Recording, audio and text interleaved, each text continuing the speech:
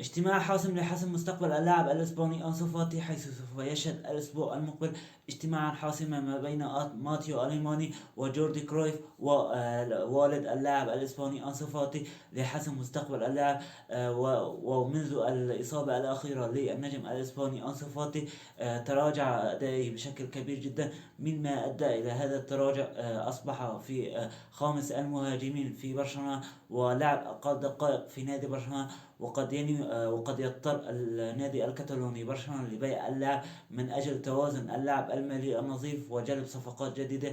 ولكن اللاعب يريد البقاء في نادي برشلونة، وأيضا النجاح في نادي برشلونة، وأيضا يعني أخذ مرة أخرى مركزه الأساسي في نادي برشلونة. ولكن العروض الإنجليزية التي تأتي من أجل اللاعب قد تغري نادي برشلونة ببيع اللاعب بشكل نهائي جدا. ولكن أنتم أيضا، هل أنتم مع